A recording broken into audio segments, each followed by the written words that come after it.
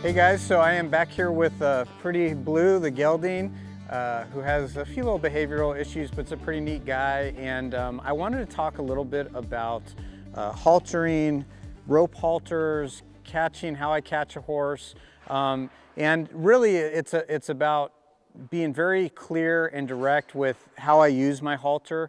I want to make sure that I'm very handy with it, that I'm prepared, and I'll explain some of that stuff. I usually use a rope halter, or almost always, and I'll explain some of that. And I usually use a 12 to 13 foot lead line.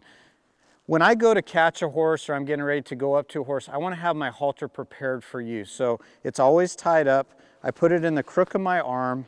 I make sure that my lead rope is coiled evenly, and then I'm going to put that on the crook of my arm. So now it's out of the way, I've got both hands, but if I need it, if I need to drive a horse out, I can take this lead rope out and have it there to be used if I need it.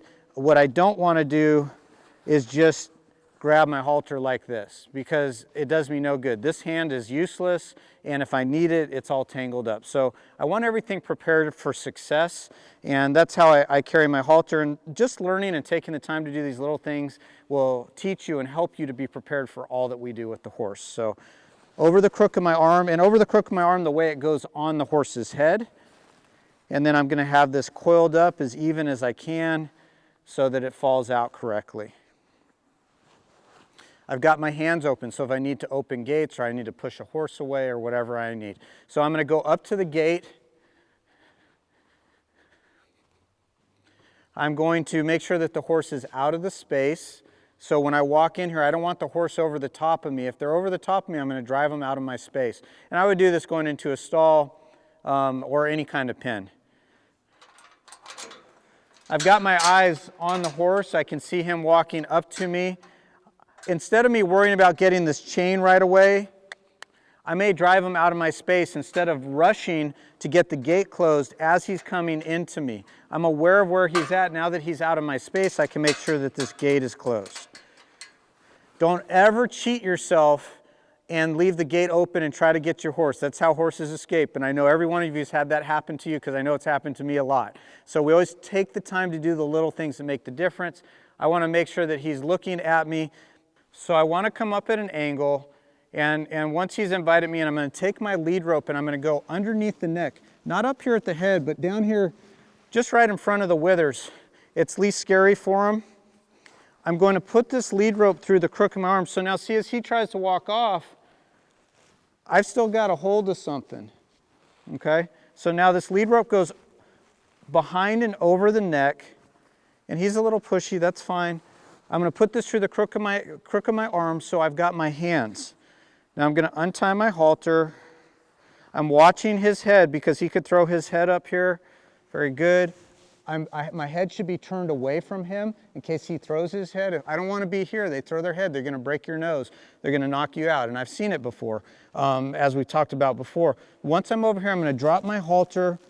I would like to put just a little light pressure on his neck and see if he can find it. So the release of pressure comes by scooping that, by him pushing his nose down in, and then we can lightly scoop it. Very nice and easy. I don't want to just yank this up. I want it to bring it up nice and easy. I'm going to go over behind the ears. I'm still aware of where he's at. Straight down, and then I will talk about tying this in a second.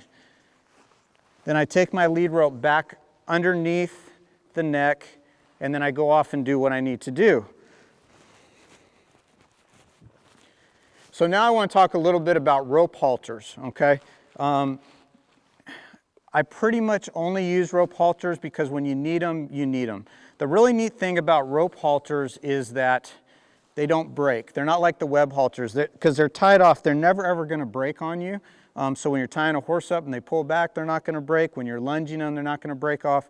But within that, we need to take responsibility for that. So we never leave these tied on when we turn them out in a pasture, because if they ever got a foot through or something, they're not going to break and they would cause some damage. The idea with rope halters are, compared to like a web halter, is that there are knots on them. As you can see, sometimes there's 2, sometimes there's 4. And the idea is that they're going to, if it fits correctly, they're going to be on his pressure points. So as you take your hand down the front of the horse's face. As you, let's see if I move this out of the way. As you slide down, you're going to reach a soft spot where their airwaves are, okay? I want those knots to sit right above that soft part on the bone. And what this does is, with the old web halters that we use, they're wider, so they're flat. So if I wanted to push on him with my hand, he can lean on that. He can really lean on that. But if I just put my finger like that, without pushing on him, if he leans on me, see he's leaning on me? See how he released that pressure? But if I have my flat hand, he can really lean on that. Well, the web halters are wide. These rope halters are thinner, and then with these knots on the pressure points, it makes it harder for them to lean on it. It doesn't hurt them, it's not harsh. All it does is make it more difficult for them to lean on the halter, which in return stops them from pulling and fighting, which is actually the stuff that makes the relationship really tough, okay? Now, what we get is a lot of people wonder how to tie these halters, and although it's all over there, everybody ties them wrong, so I want to talk a little bit about that. It's actually pretty simple, but it takes some practice. You guys can see there's an eye here. You have the straight piece on the other side. It comes down through the eye, and you go straight down, and you get it as snug as you need or want to have it. This is the eye right here, the hole, and the knot. I'm going to make a lowercase b. Hope you guys can see that. B-O-Y, boy for blue. Okay, so lowercase b. Between the knot and the top of the eye, you go under and you always come back towards the withers, okay? Once you go underneath from that lowercase b, it should always come back through between the knot and the top of the eye. So it goes straight back here. Again, his mane out here. If the halter is not pointing backwards, you did it wrong. If it's pointing up this way or this way, it's wrong. Okay, now there's a reason for this knot. If this horse pulls back or is really pulling on the lead rope and it pulls as tight as it can, you should be able to walk up here and push up and down. And I don't know if you guys can see how loose. It doesn't matter how tight you pull it, it will always come loose. What a lot of people do is they do this, they come through here and they just tie a little half hitch here. And when this pulls tight, it is very hard to get undone. So that's not correct. So it's really important to learn how to tie this correctly. There are videos and all over the internet on this. Take the time to learn how to do it. It's just showing that you're working on your horsemanship. Now the other thing, when you're fitting a halter, a rope halter, if it really fits correct, what we want is we want the back part of the halter to go underneath the jaw. And then, so this is a little small for him, because so you can see it when it goes behind the jaw. If we talked about following his bone of his face down to where it gets soft, those knots should be about right here instead of up here if they're actually going to hit the pressure points, okay? I'm still protecting my face as he's throwing his head around, so we're always careful. See, my body's turned here.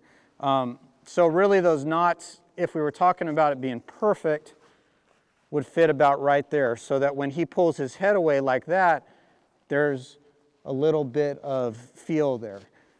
Now, if you're just leading one, it doesn't really matter. I just wanted to share that with you and share with how we tie these halters and why we use them. They're a great tool. Like every tool, we can misuse them. So we take the time to learn how to use them, and they're really great to have.